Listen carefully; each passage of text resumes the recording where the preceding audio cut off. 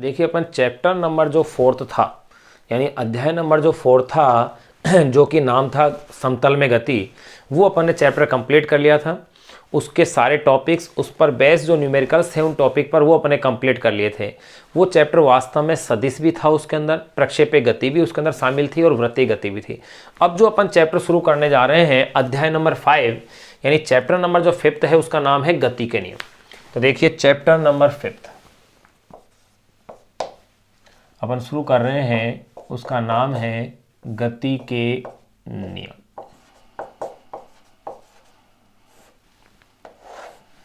गति के नियम, लॉ ऑफ मोशन। देखो गति के नियम में सबसे पहले अपन इसमें इंट्रोडक्शन समझेंगे। गति के नियम में सबसे पहले आपने जो दे रखा है वो है अरस्तु की भ्रामकता और गैलीलियो द्वारा उसका निराकरण। ये टॉपिक अपने इसमें शामिल दे रखा है सिलेबस में सबसे पहले बुक के अंदर। लेकिन उसको पढ़ने से पहले या गति के नियमों को पढ़ने से पहले अपन को 3 फैक्टर्स या यूँ कह सकते हैं 3 टॉपिक्स अपन को पढ़ना जरूरी है। और वो 3 टॉपिक्स हैं। नंबर 1 पहला तो बल, ये होता क्या है, क्योंकि ये शब्द बार बार काम आएगा इस चैप्टर में। तो सबसे पहले अपन बल को स्टडी करेंगे इसमें। फिर इसके बाद नंबर 2 पे अपन पढ़ेंगे इसमें इनर्शिया यानी कि जड़त्व है क्या, और नंबर 3 पे पढ़ेंगे संवेग। ध्यान रहे जड़त्व और संवेग भी अपनी बुक के अंदर इसी चैप्टर का हिस्सा है, लेकिन वो सीक्वेंस में परिवर्तन है। यानी संवेग जो है न्यूटन के गति के द्वितीय नियम के टॉपिक से पहले दिया हुआ है, उस टॉपिक के साथ साथ दिया हुआ है, इस तरह से है। तो वहां उस संवेग का जिक्र किया गया है, अपन उसको पहले ही पढ़ेंगे ताकि सब्जेक्ट की निरंतरता बनी रहे, और जब द्वितीय नियम को पढ़े तो वहां अपन इसे डायरेक्ट यूज कर सकें। तो यहां पहले अपन इन 3 टॉपिक को अपन डिस्कस करेंगे गति के नियम 5वें चैप्टर में। तो सबसे पहले अपन इसके अंदर पढ़ रहे हैं बल को, बल या फोर्स। देखिए बल या फोर्स होता क्या है। अगर मैं सामान्यतः कहूं कि किसी वस्तु को धक्का देना या खींचना क्या है, बल है, तो एक सिंपल डेफिनेशन मेरे पास आ गई। किसी वस्तु को धक्का देना या खींचना ही क्या कहलाता है, बल कहलाता है। एक्चुअली में सही है। लेकिन अगर किसी वस्तु को खींचना या धक्का देना बल है, तो अपन देख सकते हैं कि बल के क्या गुण हैं। कि बल जो है वस्तु की स्थिति में परिवर्तन कर सकता है, वस्तु को यहां से उठा के अपन यहां डाल सकते हैं। वस्तु की गति की दिशा में परिवर्तन कर सकता है। इसके अलावा वस्तु के आकार या आकृति में परिवर्तन कर सकता है। इसका मतलब बल के ये गुण हैं। तो अपन इस आधार पर भी इस बल को अपन क्या कर सकते हैं, परिभाषित कर सकते हैं कि बल है क्या। तो मैं यूँ कह दूं कि बल वह कारक है। देखिए इन सबको जोड़ते हुए अपन कह सकते हैं बल वह कारक है जो, अब देखिए भाई क्या क्या प्रॉपर्टीज हैं बल की। बल वह कारक है जो, नंबर 1 वस्तु की स्थिति में परिवर्तन कर सकता है।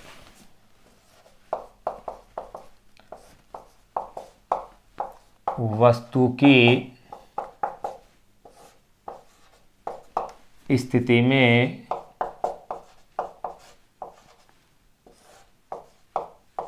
परिवर्तन कर सकता है। पहली विशेषता बल की कि बल वह कारक है जो, सबसे पहले मैं क्या कह रहा हूं, जो वस्तु की स्थिति में परिवर्तन कर सकता है। सेकंड कैरेक्टर में क्या कह सकता हूं, वस्तु की गति में परिवर्तन कर सकता है। जैसे मान लो कि वस्तु अगर जिस दिशा में गतिमान है उस दिशा में धक्का लगा दिया जाए, यानी कि बल लगा दिया जाए, तो वस्तु की गति क्या होगी, परिवर्तित होगी, बढ़ जाएगी। और गति के विपरीत दिशा में बल लगा दिया जाए तो गति क्या हो जाएगी, उसकी कम हो जाएगी। अर्थात बल की दिशा में गति की दिशा में बल लगाने पर वस्तु की गति कैसी हो जाएगी, त्वरित, यानी उसके वेग बढ़ जाएगा। और अगर उसकी विपरीत दिशा में बल लगाया जाए तो वो गति क्या हो जाएगी, मंदित, यानी उसका वेग क्या होगा, घट जाएगा। तो मैं कह सकता हूं बल वह कारक है जो नंबर 1 वस्तु की स्थिति में परिवर्तन कर सकता है, बिल्कुल सही है। नंबर 2 कह सकता हूं वस्तु की गति में परिवर्तन कर सकता है। वस्तु की गति में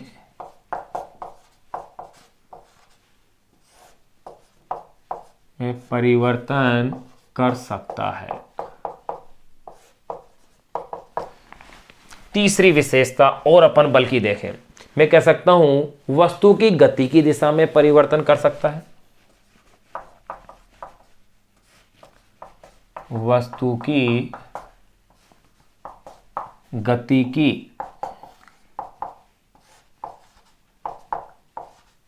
की दिशा में परिवर्तन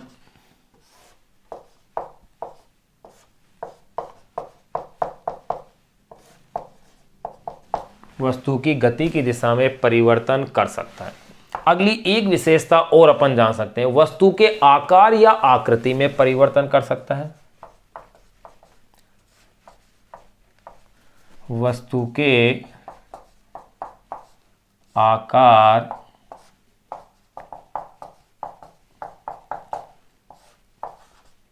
या आकृति में परिवर्तन कर सकता है। देखिए मैंने सिंपल डेफिनेशन तो बल के लिए क्या कहा कि बल के लिए मैंने सिंपल डेफिनेशन के रूप में क्या कहा, मैंने ये कहा कि किसी वस्तु को धक्का देना या खींचना क्या है, बल है। किसी वस्तु को धक्का देना या खींचना ही क्या है, बल है। अब देखिए अपन ने ये कह दिया कि किसी वस्तु को धक्का देना खींचना बल है, तो फिर उसके बाद मैंने अलग से डिफाइन किया है कि बल है क्या, कि बल वह कारक है जिनमें ये गुण हो, ये काम कर सकता है। वस्तु की स्थिति में परिवर्तन कर सकता है बल, वस्तु की गति में परिवर्तन कर सकता है, वस्तु की गति की दिशा में परिवर्तन कर सकता है, वस्तु के आकार या आकृति में भी क्या कर सकता है, परिवर्तन कर सकता है। फिर देखिएगा नेक्स्ट पॉइंट अपन इसकी बात करें, बल एक सदिश राशि है।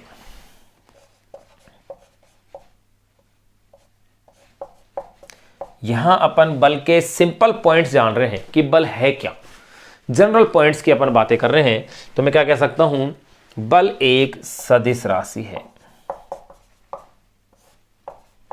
वेक्टर फिजिकल क्वांटिटी है। बल क्या है, एक सदिश राशि है। अब अगर अपन इसके मात्रक की बात करें तो देखो बल के मात्रक की अगर अपन बात करें तो बल की आपको ध्यान हो तो अपन ने मात्रकों की 3 पद्धतियों का जिक्र किया था। पहली पद्धति एसआई पद्धति, यानी कि सिस्टम इंटरनेशनल, जो दूसरे चैप्टर में अपन ने पढ़ ली थी सारी बातें। फिर पढ़ी थी अपन ने सीजीएस, फिर उसके बाद अपन ने पढ़ी थी एफपीएस, फुट पाउंड सेकंड। तो तीनों पद्धतियों में बल के मात्रक क्या हैं, अलग अलग हैं। देखिएगा अगर बल के मैं मात्रक की चर्चा करूं तो देखो बल का मात्रक क्या होगा, तीनों पद्धतियों के मात्रकों को लिख रहा हूं मैं। पहली अगर मैं बात करूं एसआई पद्धति में, एसआई पद्धति में बल का मात्रक होता है न्यूटन। नंबर सेकेंड सीजीएस पद्धति में, सीजीएस पद्धति में बल का मात्रक होता है डाइन। नंबर थर्ड एफपीएस पद्धति में। देखिए पहला एसआई पद्धति में क्या है, न्यूटन। सीजीएस पद्धति में क्या है, डाइन। एफपीएस पद्धति के अंदर इसका मात्रक होता है पाउंडल।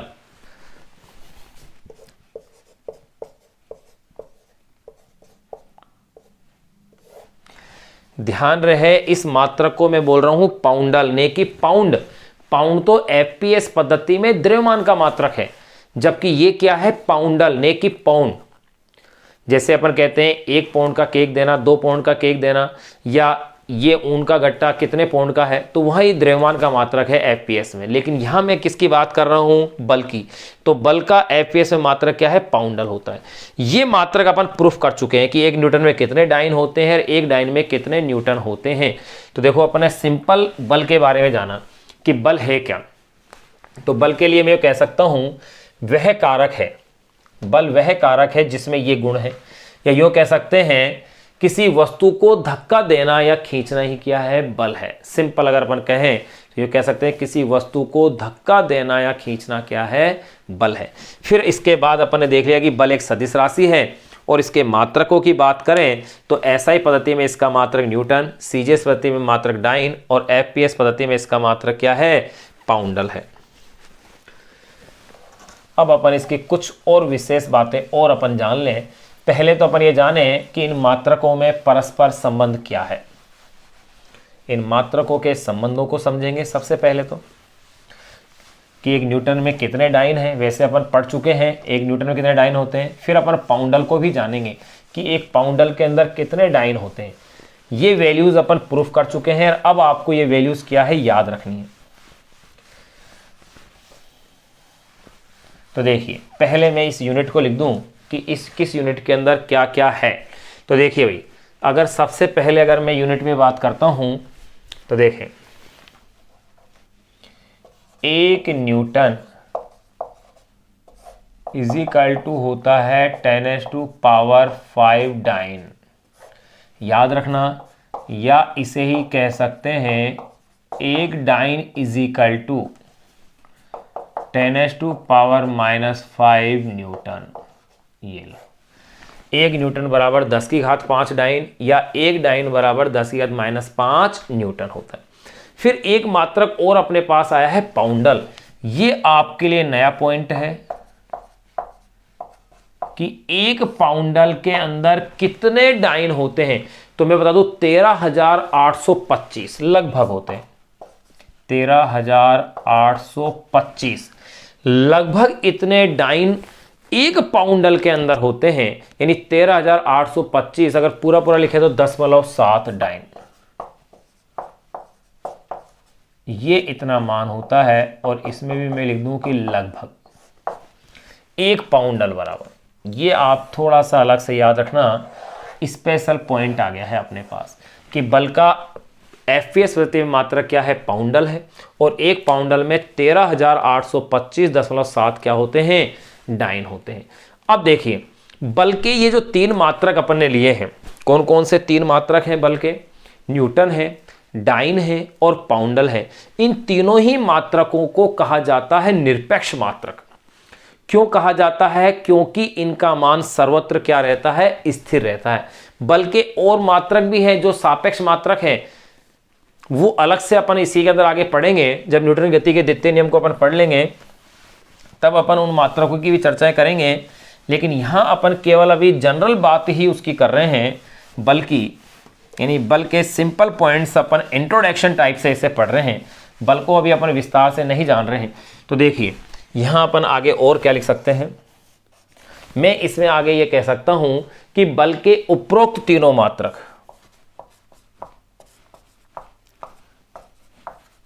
बल के उपरोक्त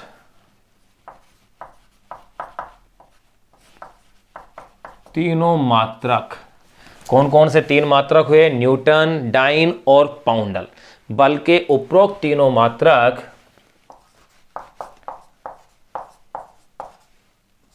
निरपेक्ष मात्रक हैं। तीनों मात्रक कैसे हैं, निरपेक्ष मात्रक।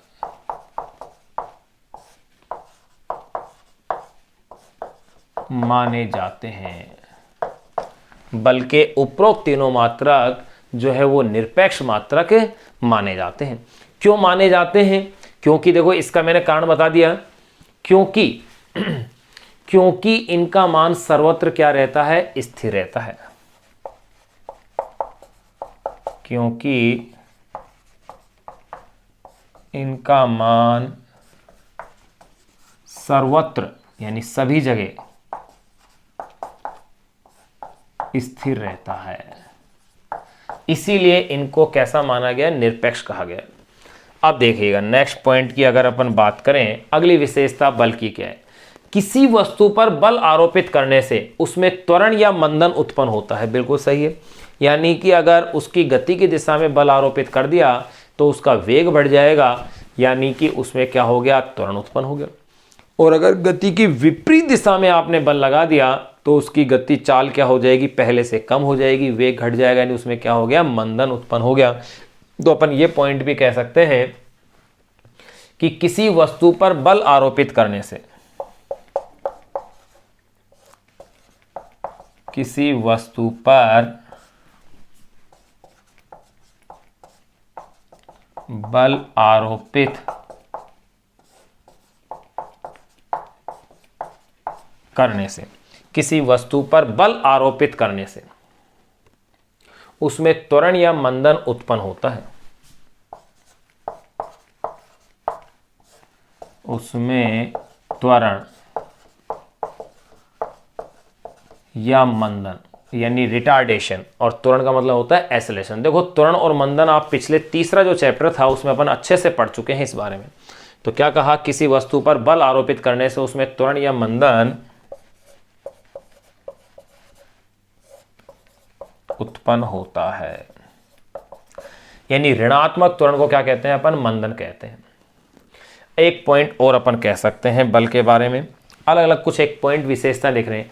यदि किसी वस्तु पर एक से अधिक बल कार्यरत हो और वस्तु स्थिर अवस्था में हो तो इसका मतलब है कि बलों की ये कहलाती है संतुलन की अवस्था, यानी सभी बलों का कुल योग क्या आ रहा है, इसके अंदर शून्य आ रहा है। तो मैं नेक्स्ट पॉइंट इसमें यह कह सकता हूं, यदि किसी वस्तु पर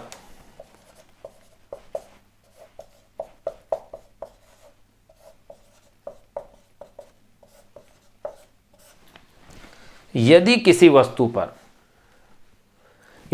पर एक से अधिक बल कार्यरत हो,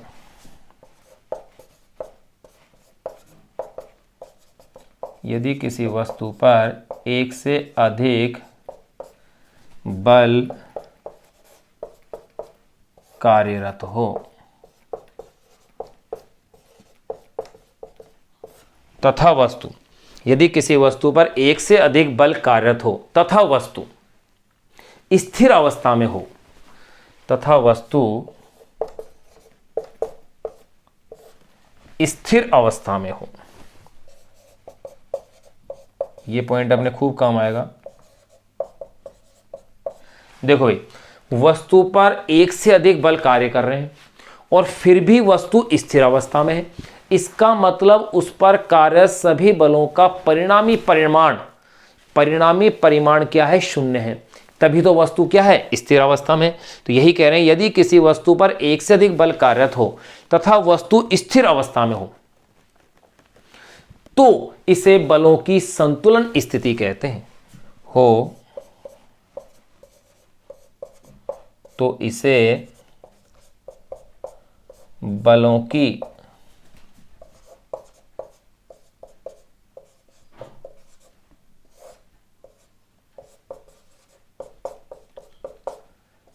संतुलन स्थिति कहते हैं। तो इसे अपन क्या कहते हैं, बलों की संतुलन स्थिति कहते हैं। अब देखिए, इसी में एक पॉइंट और ऐड कर सकते हैं, यदि कार्यरत बल संतुलन की स्थिति में नहीं हो तो वस्तु परिणामी बल की दिशा में क्या कर जाएगी, गति कर जाएगी। अगर बल संतुलन की अवस्था में नहीं है तो जैसे मान लिया कि मैंने इसके ऊपर बल, एक तो 5 न्यूटन का बल इधर से लगाया, एक किसी ने यहां इसके ऊपर 8 न्यूटन का बल लगाया, तो वस्तु इस डायरेक्शन में 3 न्यूटन से क्या करेगी, गति कर जाएगी। तो ये पॉइंट और अपन इसमें एक ऐड कर सकते हैं अलग से, एक सिंपल पॉइंट यूं कह सकते हैं, यदि कार्यरत बल संतुलन की स्थिति में नहीं हो, यदि कार्यरत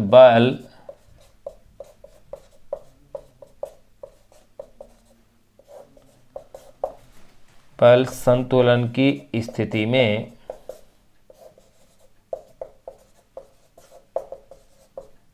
नहीं हो,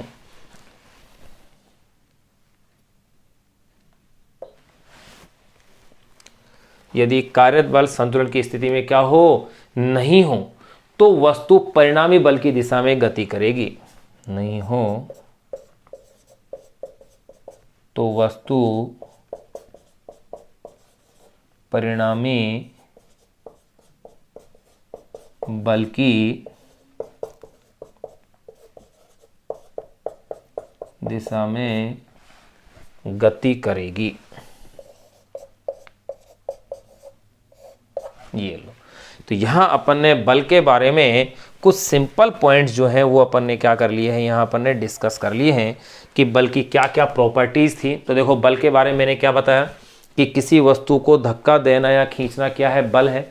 फिर मैंने क्या कहा कि बल वह कारक है जो वस्तु की स्थिति में परिवर्तन कर दे, वस्तु में त्वरण या मंदन उत्पन्न कर दे, वस्तु की गति को चेंज कर दे, वस्तु की गति की दिशा में परिवर्तन कर दे, वही क्या है, बल है। फिर मैंने कहा कि बल एक सदिश राशि है जिसका एसआई मात्रक न्यूटन, सीजीएस मात्रक डाइन और एफपीएस मात्रक पाउंडल होता है।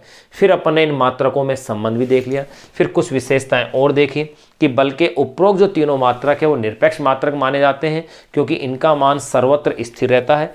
किसी वस्तु पर बल आरोपित करने से उसमें त्वरण या मंदन उत्पन्न होता है। यदि किसी वस्तु पर एक से अधिक बल कार्यरत हो तथा वस्तु स्थिर अवस्था में हो तो इसे बलों की क्या कहते हैं, संतुलन स्थिति कहते हैं। यदि कार्यरत बल संतुलन की स्थिति में नहीं हो तो वस्तु परिणामी बल की दिशा में क्या करती है, गति कर जाती है। इतना सा अपन ने बल के बारे में जाना है। अब इसके बाद जो नेक्स्ट टॉपिक अपन डिस्कस करेंगे वो है जड़त्व यानी कि इनर्शिया। उसको और अपन समझते हैं, जो कि बेसिक टॉपिक है इस चैप्टर के।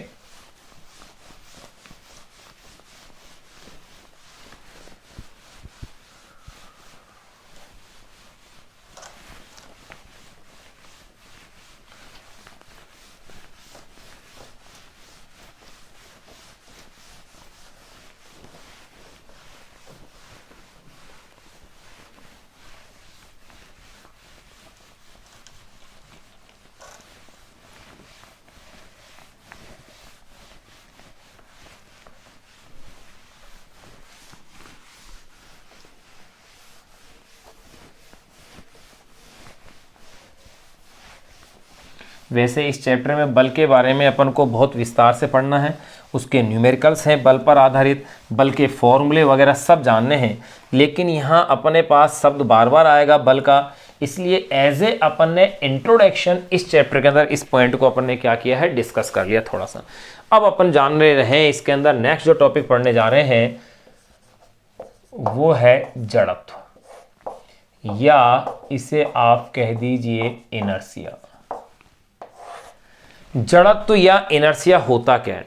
ये किसी वस्तु का वह गुण होता है जो उसकी स्थिति या अवस्था में परिवर्तन का क्या करता है, विरोध करता है। जड़त्व तीन प्रकार का है, या यूं कह सकते हैं, देखो जड़त्व की मैंने परिभाषा आपको बताई कि किसी वस्तु का वह गुण जो उसकी अवस्था परिवर्तन का विरोध करता है, वही क्या है, जड़त्व। वास्तव में किसी वस्तु का द्रव्यमान जो है वही जड़त्व का क्या है, मापक है। या यूं कह सकते हैं जड़त्व इज डायरेक्टली प्रोपोर्शनल टू क्या है, मास, यानी जड़त्व जो है द्रव्यमान के सीधा क्या है, समानुपाती है। किसी वस्तु का द्रव्यमान जितना ज्यादा होगा उस वस्तु का जड़त्व भी क्या होगा, उतना ही ज्यादा होगा। जैसे अगर कहा जाए वस्तु जितनी भारी होती है उसकी स्थिति में परिवर्तन करना क्या होता है, उतना ही मुश्किल होता है, और जितनी हल्की होती है उसकी स्थिति में परिवर्तन करना क्या है, उतना ही आसान होता है। यानी कि जड़त्व वास्तव में क्या है, जो द्रव्यमान जो है वही एक तरह से क्या है, जड़त्व का क्या है, मापक है। तो देखिए जड़त्व या इनर्शिया को अपन क्या कह सकते हैं, किसी वस्तु का वह गुण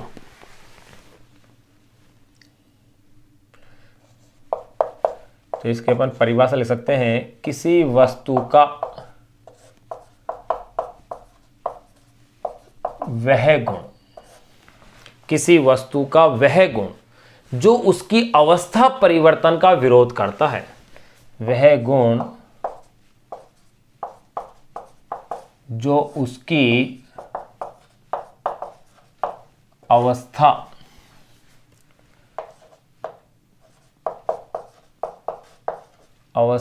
परिवर्तन का विरोध करता है।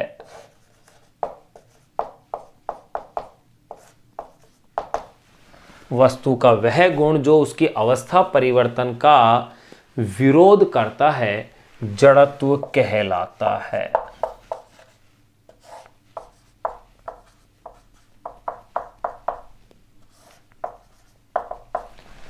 किसी वस्तु का वह गुण जो उसकी अवस्था परिवर्तन का विरोध करता है वही क्या कहलाता है, जड़त्व कहलाता है।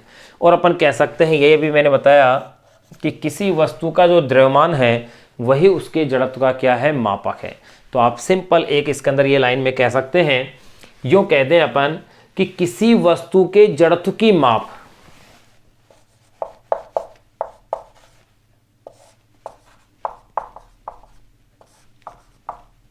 किसी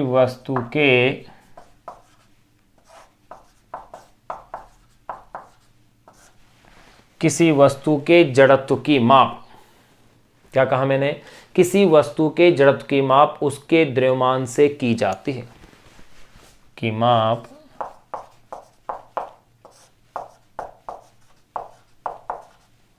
उसके द्रव्यमान से की जाती है। किसी वस्तु के जड़त्व की माप उसके द्रव्यमान से की जाती है। अर्थात मैं यूं कह सकता हूं जड़त्व इज प्रोपोर्शनल हो गया है द्रव्यमान, यानी किसी वस्तु का अगर द्रव्यमान ज्यादा है तो उसका जड़त्व भी क्या होगा, ज्यादा होगा। और अगर किसी वस्तु का द्रव्यमान m, द्रव्यमान का मतलब m से रिप्रेजेंट कर रहा हूं, द्रव्यमान कम है तो उस वस्तु का जड़त्व भी क्या होगा, कम हो जाएगा। ये अपन उसमें कह सकते हैं। अब अपन बात करेंगे जड़त्व के प्रकार की। तो देखिए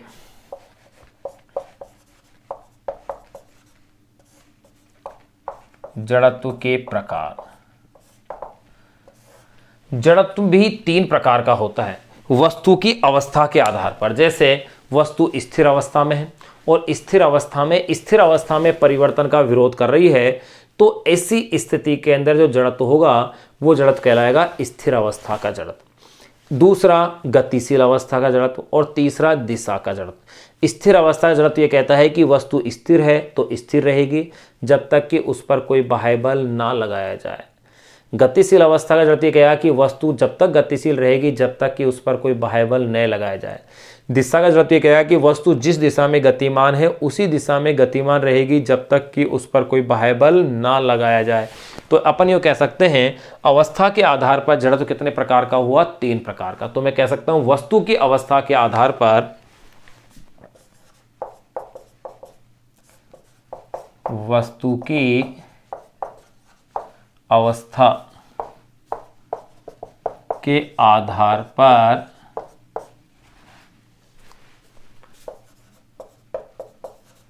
आधार पर जड़त्व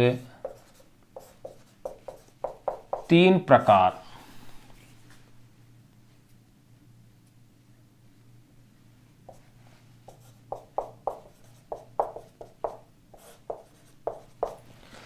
वस्तु की अवस्था के आधार पर जड़त्व 3 प्रकार का होता है। कौन से 3 प्रकार हैं? नंबर 1 अपन पढ़ेंगे स्थिर अवस्था का जड़त्व। देखिए नंबर 1 आप कह दीजिए, नंबर 1 अपन कह रहे हैं स्थिर जड़त्व या विराम अवस्था का जड़त्व। स्थिर जड़त्व या विरामावस्था का जड़त्व। स्थिर जड़त्व या विराम अवस्था का जड़त्व क्या है? अगर वस्तु स्थिर है तो स्थिर ही रहेगी, यानी कि वो अपनी स्थिति में परिवर्तन का क्या करेगी, विरोध करेगी। तो देखो स्थिर जड़त्व या विराम अवस्था के जड़त्व को अपन कैसे डिफाइन कर सकते हैं, यानी इसे कहते हैं अपन रेस्ट इनर्शिया। रेस्ट इनर्शिया हुआ क्या, किसी वस्तु का वह गुण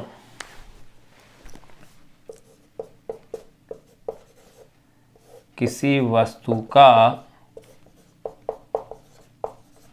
वह गुण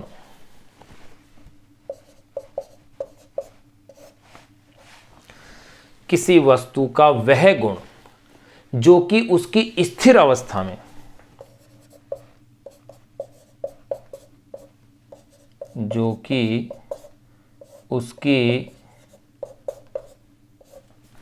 स्थिर अवस्था में किसी वस्तु का वह गुण जो कि उसकी स्थिर अवस्था में परिवर्तन का विरोध करता है। स्थिर अवस्था में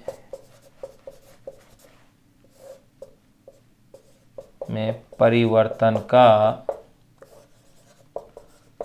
विरोध करता है।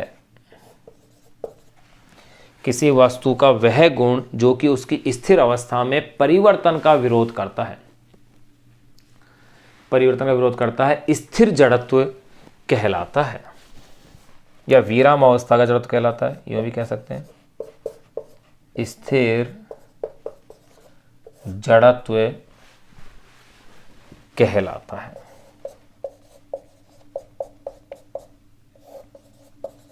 स्थिर जड़त्व कहलाता है। तो देखिए अपन ने अभी जो टॉपिक डिस्कस किया है वो है जड़त्व। जड़त्व है क्या? किसी वस्तु का वह गुण होता है जो उसमें परिवर्तन का क्या करता है, विरोध करता है, उसकी अवस्था परिवर्तन का विरोध करता है, वही जड़त्व है। लेकिन वस्तु की अवस्था परिवर्तन के बेस पर इसको 3 टाइप का अपन ने लिया है अवस्था के आधार पर। पहला स्थिर जड़त्व या विरामावस्था का जड़त्व। ये होता क्या है? किसी वस्तु का वह गुण जो कि उसकी स्थिर अवस्था में परिवर्तन का विरोध करता है वो कहलाता है स्थिर जड़त्व कहलाता है। अब इसके अगर अपन एग्जाम्पल देखें, सिंपल से एग्जाम्पल, अगर कोई स्थिर वाहन है, अगर स्थिर रुके हुए वाहन को अगर अचानक से गति अपन प्रदान कर देते हैं, जैसे मान लिया कि कोई व्यक्ति बाइक के पीछे बैठा हुआ है और उस बाइक को चलाने वाला व्यक्ति अचानक से बाइक को स्टार्ट कर देता है तेजी से, तो वह पीछे बैठने वाला व्यक्ति पीछे की ओर एक धक्के का क्या करता है, धक्का या एक पीछे की ओर एक बल क्या करता है, महसूस करता है। तो ऐसा संभव हुआ स्थिर अवस्था के जड़त्व के कारण। दूसरा एग्जाम्पल देखो, अगर दरी पट्टी को, जैसे आपने स्कूलों में कभी देखा हो कि अगर 2 बच्चे अगर दरी पट्टी को पकड़ करके ऐसे हिलाते हैं या किसी कंबल को हिलाते हैं तो उससे धूल के कण उससे क्या होते हैं, पृथक हो जाते हैं। क्यों पृथक हो जाते हैं? क्योंकि स्थिर अवस्था के जड़त्व के कारण, स्थिर अवस्था के जड़त्व के कारण धूल के कण तो अपनी स्थिति में रहना चाहते हैं, परंतु वो जो कंबल या रजाई है या दरी पट्टी है वो अपने स्थान से क्या हो गई, खिसक गई हिलाने से, तो धूल के कण उससे क्या हो जाएंगे, पृथक हो जाएंगे। जैसे मैंने क्या कहा, स्थिर वाहन के अचानक गतिमान हो जाने पर पीछे बैठे हुए व्यक्ति को पीछे की ओर बल का एहसास होना, यानी कि या फिर पीछे की ओर गिर भी सकता है वो। तो धक्के का क्यों एहसास होता है? क्योंकि जब वो वाहन के साथ स्थिर था तो उसका शरीर भी वाहन के साथ साथ क्या था, स्थिर अवस्था में था। लेकिन जैसे ही वाहन गतिमान होता है तो उसके नीचे का हिस्सा तो वाहन के साथ गतिमान हो जाता है, परंतु ऊपर का हिस्सा अपनी स्थिर अवस्था को बनाए रखने का क्या करता है, प्रयास करता है। फलस्वरूप नीचे का हिस्सा उसका शरीर का आगे की ओर बढ़ जाता है और ऊपर का हिस्सा क्या है, पीछे की ओर रह जाता है। फलस्वरूप उसके गिरने का क्या रहता है, भय रहता है। तीसरा एग्जाम्पल, फल फूल लगे हुए वृक्ष की अगर अपन टहनी को हिलाते हैं तो उससे लगे हुए फल फूल कई बार क्या होते हैं, गिर जाते हैं हिलाने से। ऐसा क्यों हुआ? क्योंकि टहनी को हिलाने पर अपने टहनी को तो गतिमान कर दिया, लेकिन उस पर लगने वाला जो फल है या फूल है वो अपनी स्थिति को बनाए रखना चाहता है, फलस्वरूप वो उससे क्या होता है, पृथक हो जाता है। तो ये एग्जाम्पल अपन लिख लेते हैं स्थिर अवस्था के जड़त्व के। तो सबसे पहले तो ये जानो कि स्थिर जड़त्व या विराम अवस्था का जड़त्व है क्या। मैंने क्या डेफिनेशन दी, किसी वस्तु का वह गुण जो कि उसकी स्थिर अवस्था में परिवर्तन का विरोध करता है क्या कहलाता है, स्थिर जड़त्व कहलाता है। अब अपन इसके एग्जाम्पल्स लिखेंगे। देखो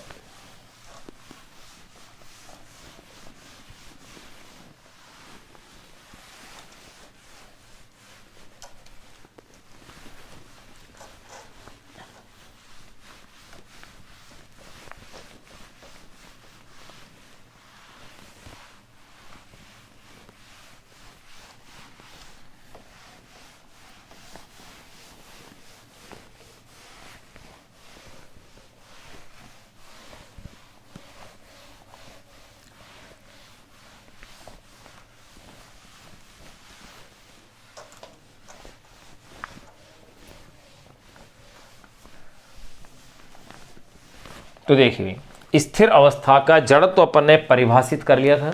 अब अपन इसके एग्जाम्पल्स देखें भाई, इसके उदाहरणों की चर्चाएं कर रहे हैं। नंबर फर्स्ट या नंबर ए लिख दूं मैं। पहला एग्जाम्पल मैं इसका लिख सकता हूं कि स्थिर वाहन के अचानक से गतिशील होने पर, स्थिर वाहन के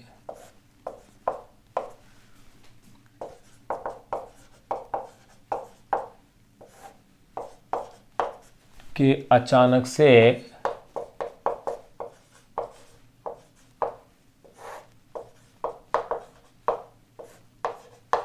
गतिशील होने पर, क्या कहा मैंने, स्थिर वाहन के अचानक से गतिशील होने पर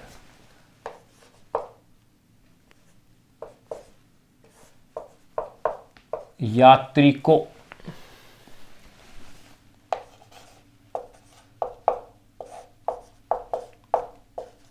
पीछे की ओर धक्का महसूस होना, यात्री को पीछे की ओर धक्के का क्या होता है, आभास होता है। यात्री को पीछे की ओर क्या हो, धक्के का एहसास होना या धक्का महसूस होना, यूं कह सकते हैं धक्के का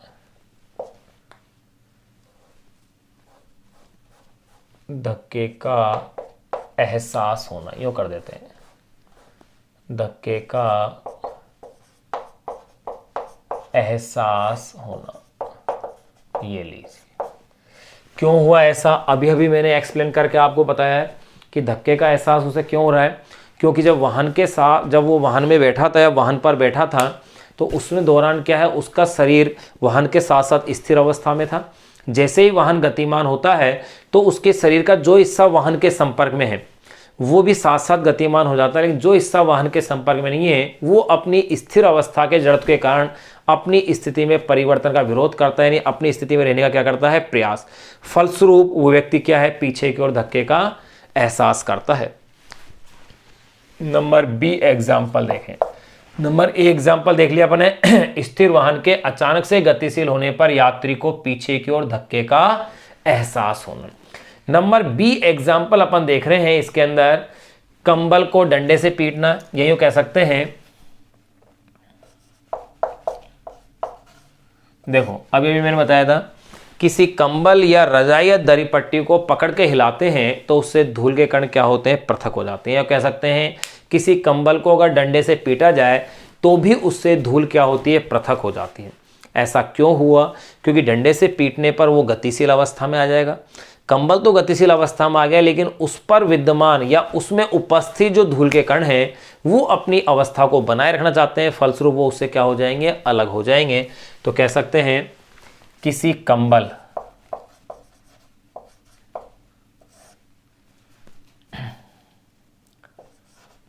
या गलीचे,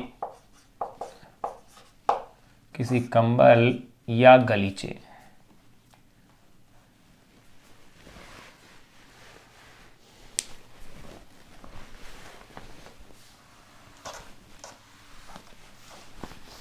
देखिए यूं लिखेंगे आप।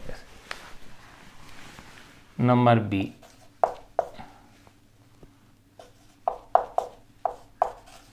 किसी कंबल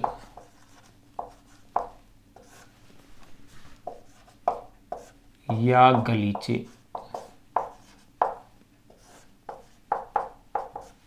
को पकड़कर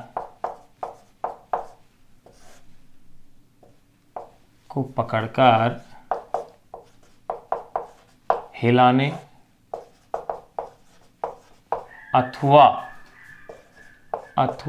उसको, किसी कंबल या गलीचे को पकड़कर हिलाने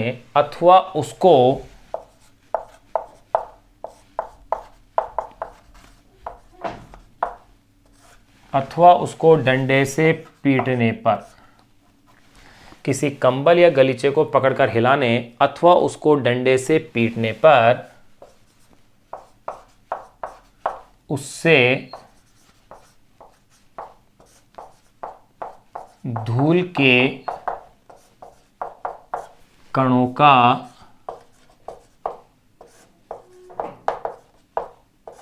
पृथक होना। ये एक एग्जाम्पल और ले लिया, किसी कंबल या गलीचे को पकड़कर हिलाने पर अथवा उसको डंडे से पीटने पर उससे धूल के कणों का पृथक होना। नंबर सी एक एग्जाम्पल और अपन देखें। नंबर सी एग्जाम्पल देखते हैं अपन, जैसे कि कोई कांच का गिलास है। देखिए एक सिंपल सा एक्सपेरिमेंट बताऊंगा आपको, छोटी क्लास में आपने खूब पढ़ा होगा। ये एक आपके पास कांच का कोई गिलास है, इस कांच के गिलास के ऊपर ये कार्डबोर्ड की मैंने कोई एक सीट रखी हुई है। इस कार्डबोर्ड की जो सीट मैंने यहाँ पर इसके ऊपर रखी हुई है,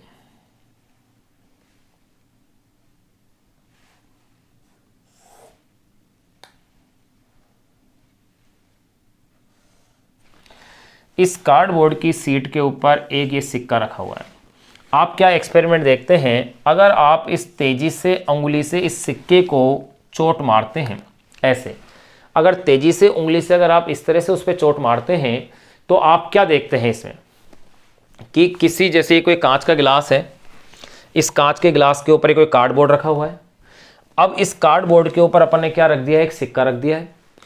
अगर अब इस सिक्के को तेजी से उंगली से अपन ऐसे चोट मारते हैं तो आप क्या देखेंगे कि कार्डबोर्ड, सिक्का तो आगे चल जाएगा, लेकिन इसके ऑपोजिट अगर अपन देखें, सिक्के की जगह कार्डबोर्ड को अगर तेजी से अपन उंगली से टक्कर मारते हैं, सॉरी, या अगर कार्डबोर्ड को तेजी से अगर उंगली से अपन टक्कर मारते हैं तो आप क्या देखते हैं, कार्डबोर्ड आगे चल जाएगा और सिक्का क्या होगा, कांच के गिलास में गिर जाता है।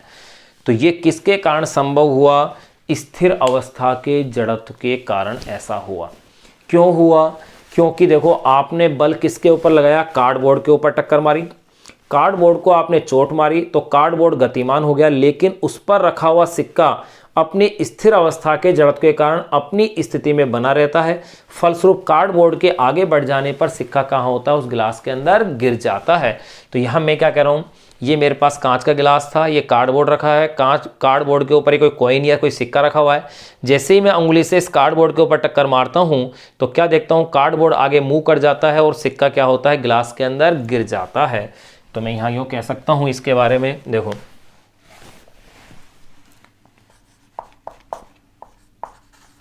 किसी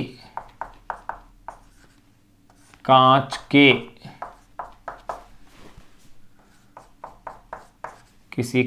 के गिलास पर रखे, किसी कांच के गिलास पर रखे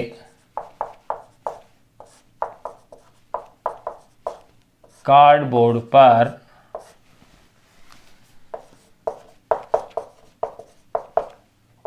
सिक्का रखकर, देखो किसी कांच के गिलास पर रखे कार्डबोर्ड पर सिक्का रखकर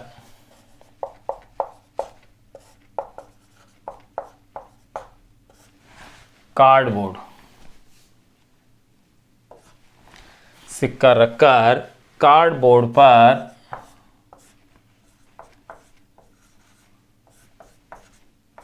तेजी से अंगुली से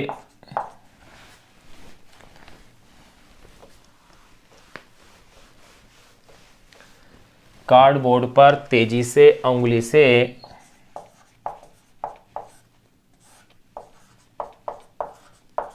टक्कर मारने पर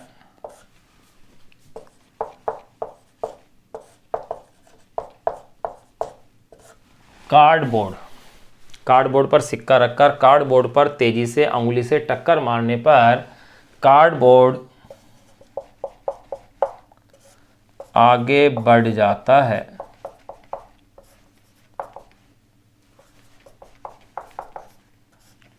और सिक्का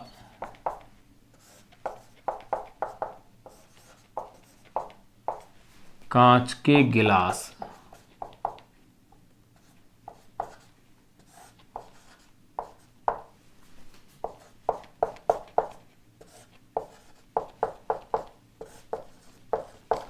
और सिक्का कांच के गिलास में गिर जाता है। तो देखिए अपन ने यहाँ ये एग्जाम्पल देख लिए, ए बी सी और ये डी। चलो ये स्मॉल है तो इसको भी स्मॉल डी में ले लेंगे अपन, ये लो।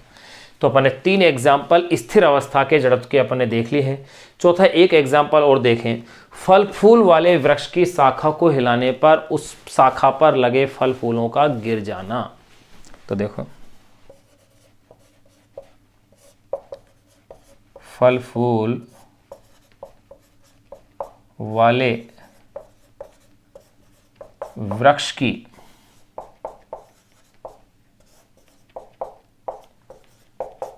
शाखा को हिलाने पर, फल फूल वाले वृक्ष की शाखा को हिलाने पर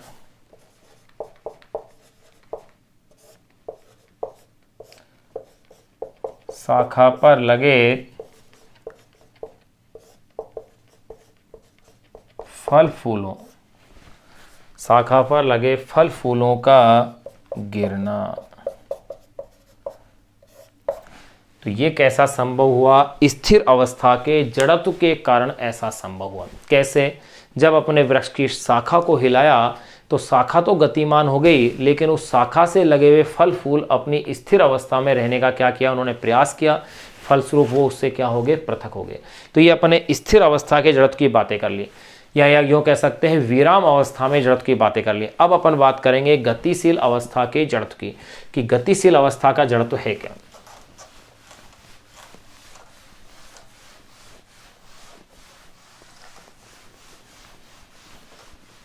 देखो ये सिंपल टॉपिक है जो कि आप 9th-10th क्लासों में भी इसको पढ़ चुके होंगे, लेकिन एज ए इंट्रोडक्शन टॉपिक के रूप में अपन इसे पढ़ रहे हैं, फिर अपना मेन टॉपिक इसमें शुरू हो जाएगा।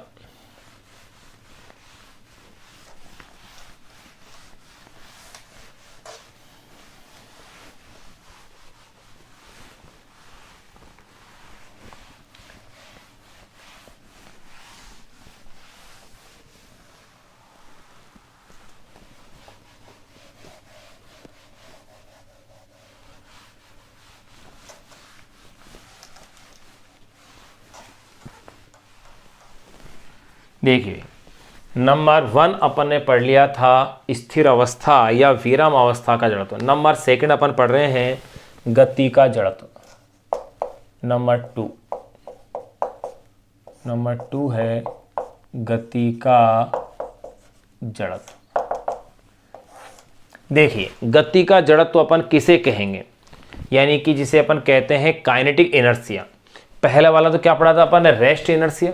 अब पढ़ रहे हैं अपन इसमें कौन सा, गति का जड़त्व, या यूं कह सकते हैं काइनेटिक इनर्शिया। काइनेटिक इनर्शिया है क्या, जो गति में परिवर्तन का क्या करे, विरोध करे। तो मैं यूं कह सकता हूं किसी गतिशील वस्तु में उसकी अवस्था परिवर्तन का, किसी गतिशील वस्तु में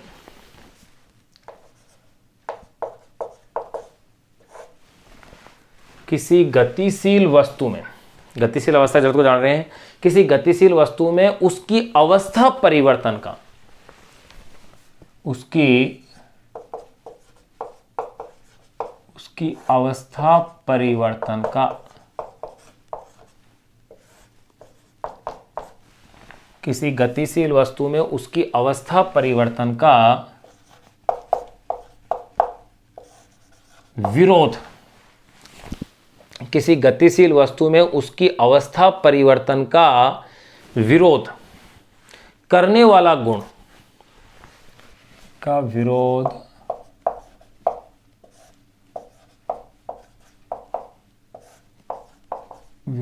करने वाला गुण, अवस्था परिवर्तन का विरोध करने वाला जो गुण है गति का जड़त्व कहलाता है।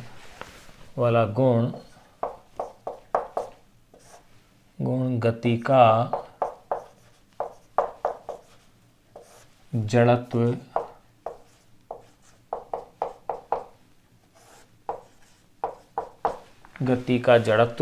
कहलाता है। अब देखो इस गति का जो जड़त्व है इसके भी अपन उदाहरणों की बात करें तो क्या क्या एग्जाम्पल्स होंगे। नंबर ए एग्जाम्पल देखो, जैसे कोई गतिमान वाहन है, भाई अपन स्थिर अवस्था में तो क्या देखा था, कोई स्थिर वाहन था।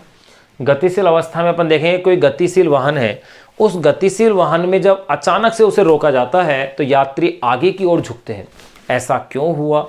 ऐसा इसलिए हुआ क्योंकि जब वाहन गतिमान था तो वाहन के साथ साथ उस यात्री का शरीर भी क्या था, गतिमान था। जैसे ही ड्राइवर जो चालक है उसका, वो जैसे ही वाहन को रोकता है, वाहन को रोकते ही क्या होता है कि उसके शरीर का हिस्सा जो कि वाहन के संपर्क में है वो तो वाहन के साथ साथ स्थिर हो जाता है, परंतु शेष हिस्सा जो शरीर का भाग है वो क्या अपनी गतिशील अवस्था को बनाए रखना चाहता है। तो गतिशील अवस्था की वजह से वो क्या होता है, आगे की ओर झुकता है। यानी किसी गतिशील वाहन के अचानक से ब्रेक लगाए जाने पर यात्री का आगे की ओर झुकना। दूसरा एग्जाम्पल और अपन देखें कि जब चलते हुए वाहन से उतरा जाता है, चाहे ट्रेन हो या बस हो, तो उस व्यक्ति को कंडक्टर या ड्राइवर क्या कहते हैं, थोड़ा आगे की ओर चलना, यानी कि उसकी गति की दिशा में चलना, अन्यथा नहीं तो क्या होता है वो गिर जाएगा। यानी कि गतिशील ट्रेन या बस से उतरने पर यात्री का गिर जाना, अगर उल्टी दिशा में चला तो और अच्छे से गिर पाएगा वो, यही हुआ। तो ये अपन ने इसकी गतिशील अवस्था के जड़त्व के क्या देख लिए, उदाहरण देख लिए। और एक आपने और देखा होगा, क्रिकेट का जो तेज गेंदबाज होता है, क्रिकेट का तेज गेंदबाज गेंद को फेंकने से पहले कुछ दूरी तय करके आता है, यानी दौड़ता हुआ आता है, रन अप लेता है। कुछ दूरी इसलिए तय करता है, इसलिए दौड़ता है क्योंकि वो अपनी गति की अवस्था को बनाए रखे, ताकि वो गतिशील अवस्था में बॉल की गति को भी क्या करे, बढ़ा सके। तो अपन पहले इन एग्जाम्पल्स को लिख लेते हैं। गति के जड़त्व है क्या, ये तो अपन ने परिभाषा तो लिख ली है इसकी, कि गति का जड़त्व किसे कहते हैं, कि किसी गतिशील वस्तु में उसकी अवस्था परिवर्तन का विरोध करने वाला जो गुण है, गति का क्या कहलाता है, जड़त्व कहलाता है। अब अपन बात कर रहे हैं इसके एग्जाम्पल की। तो नंबर ए एग्जाम्पल में इसका लिख रहा हूं, चलते वाहन के अचानक रुकने पर यात्रियों का आगे की ओर झुकना। ये कहता हूं गतिमान वाहन के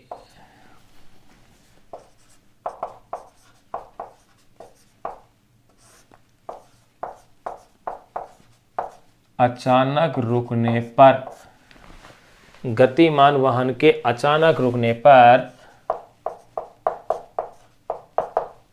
यात्रियों का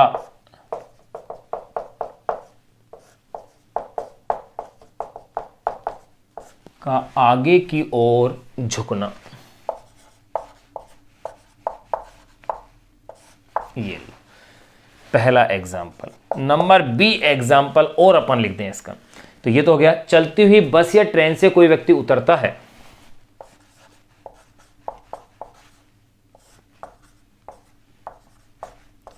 चलती हुई बस या ट्रेन, या कह दो रेलगाड़ी, चलती हुई बस या ट्रेन से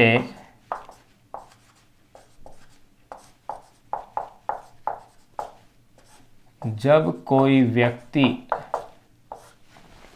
चलती हुई बस या ट्रेन से जब कोई व्यक्ति उतरता है, चलती हुई बस या ट्रेन से जब कोई व्यक्ति उतरता है तो आगे की ओर गिरता है, उतरता है तो वह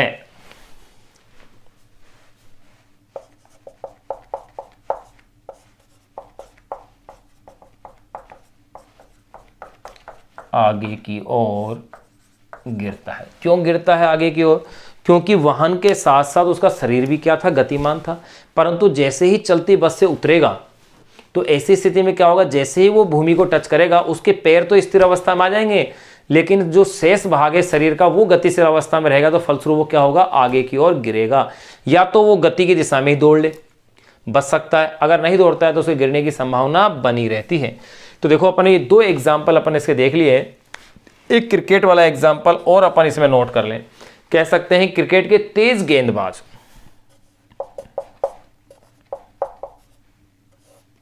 क्रिकेट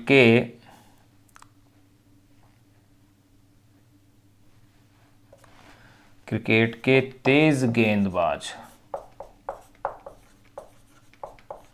यानी कि जो बॉलर है, क्रिकेट के तेज गेंदबाज जो होते हैं, गेंद फेंकने से पूर्व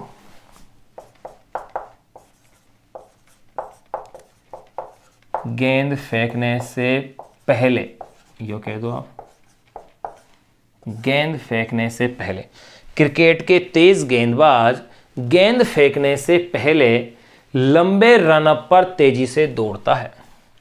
से पहले लंबे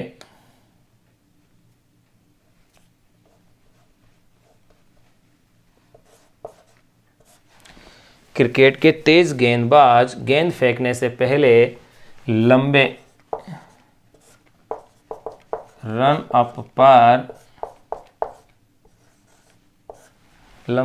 अप पर तेजी से दौड़ते हैं। ये लीजिए, तो ये अपने गतिशील अवस्था का जड़त्व का देख लिया है। एक एग्जाम्पल और अपन इसका लिख सकते हैं। वो एग्जाम्पल ये बन जाता है कि अगर गतिशील ट्रेन के अंदर आप बैठे हैं और यात्री अगर कोई सिक्का ऊपर की ओर उछालता है तो वो सिक्का उस यात्री के हाथ में ही आ जाता है। तो ये भी अपन एक एग्जाम्पल लिख सकते हैं। 4 एग्जाम्पल उसके थे, 4 एग्जाम्पल इसके हो जाएंगे। तो मैं कह सकता हूँ नियत वेग से चलती ट्रेन में, ध्यान रखना शर्त यह है नियत वेग से, त्वरित नहीं होनी चाहिए, नियत वेग से चलती ट्रेन में, नियत वेग से चलती ट्रेन में कोई यात्री ऊपर की ओर, चलती ट्रेन में कोई यात्री ऊपर की ओर गेंद, सिक्का कह दो या गेंद कह दो, नियत वेग से चलती ट्रेन में कोई यात्री ऊपर की ओर गेंद उछाले तब वह पुनः, ऊपर की ओर गेंद उछाले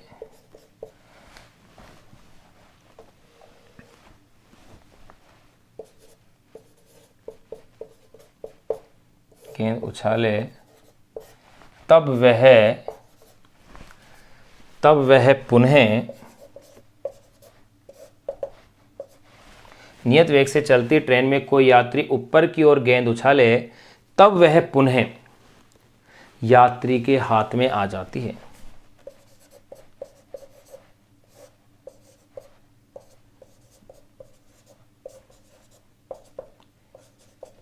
के हाथ में आ जाती है, तब वह पुनः यात्री के हाथ में आ जाती है। तो ये अपन ने गतिशील अवस्था के जड़त्व के क्या देख लिए, कुछ एग्जाम्पल्स देख लिए। तो देखिए अब अपन ने जड़त्व को जान लिया, जड़त्व के दो प्रकार जान लिए। अब तीसरा जो जड़त्व का प्रकार है उसको और अपन समझेंगे, और वो तीसरा प्रकार है दिशा का जड़त्व, नंबर 3। देखो सिंपल थ्योरेटिकल है शुरू में, जो अपन बहुत ही सिंपल 9th-10th लेवल की चीज़ें हैं जिसको कि अपन अभी पढ़ रहे हैं। इसके बाद फिर इंटरेस्टिंग टॉपिक चालू हो जाएगा जो कि न्यूमेरिकल बेस वगैरह होगा, डेरिवेशंस होंगी उसके अंदर।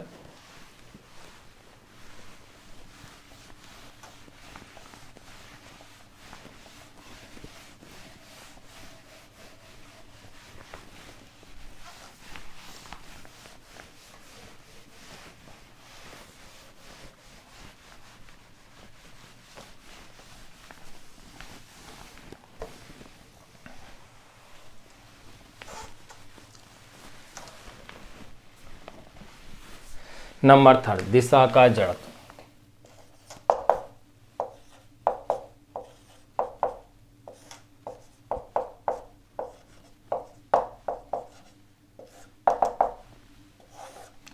दिशा का जड़त्व ये क्या कहता है, यह भी वही है कि किसी वस्तु का वह गुण जिससे वह अपनी गति की दिशा में परिवर्तन का विरोध करता है, इसे ही अपन कहते हैं दिशा का जड़त्व।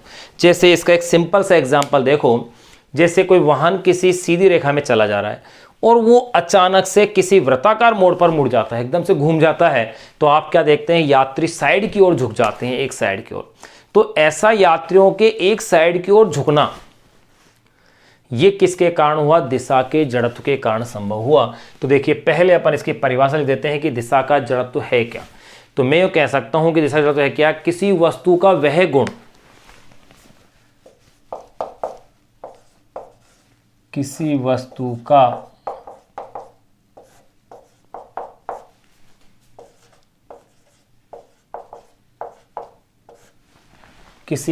का वह गुण जिससे वह अपनी गति की दिशा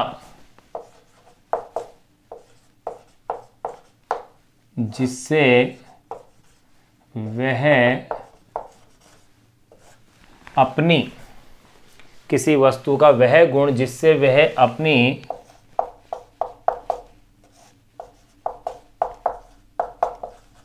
गति की दिशा, किसी वस्तु का वह गुण जिससे वह अपनी गति की दिशा में परिवर्तन का विरोध करता है, गति की दिशा में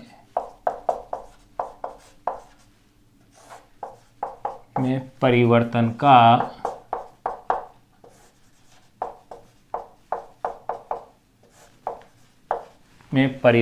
का विरोध करता है, दिशा का जड़त्व कहलाता है।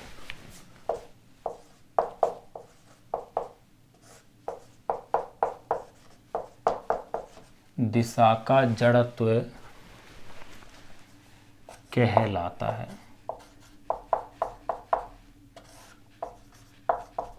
ये लो, अब इसके भी अपन एग्जाम्पल्स देख लें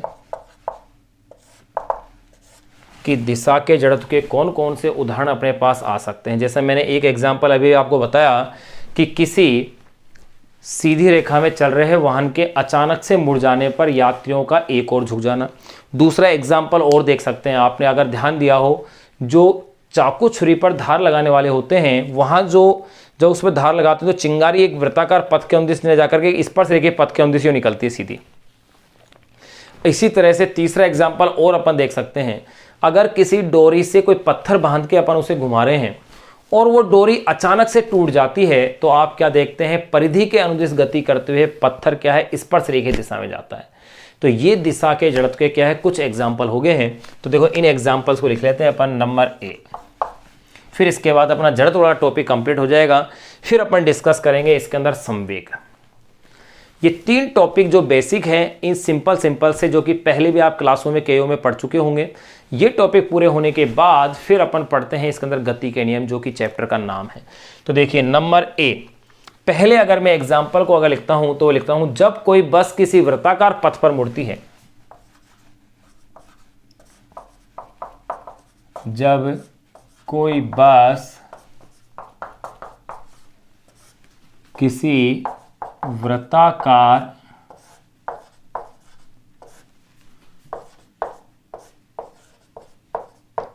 पथ पर मुड़ती है, जब कोई बस किसी वृत्ताकार पथ पर क्या होती है, मुड़ती है, तो यात्री उस पथ के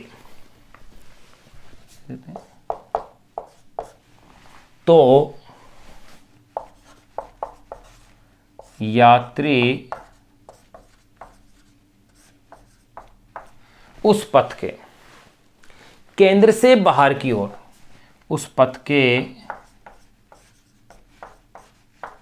तो यात्री उस पथ के केंद्र से बाहर की ओर,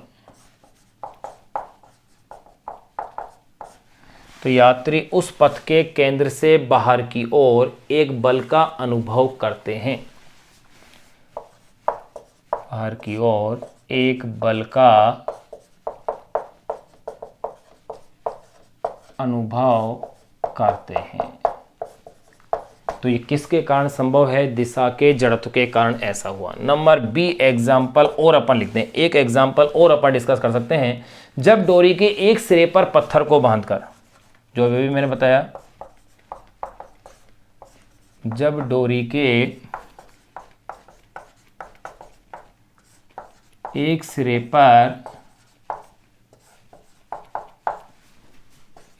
पर पत्थर को बांधकर, जब डोरी के एक सिरे पर पत्थर को बांधकर क्षैतिज वृत्त में घुमाया जाता है, बांधकर क्षैतिज वृत्त में घुमाया जाता है,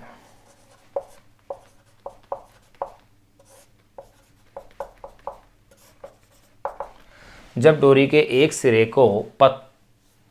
पर पत्थर को बांधकर क्षैतिज वृत्त में घुमाया जाता है, तो डोरी के अचानक टूट जाने पर घुमाया जाता है, तो डोरी के अचानक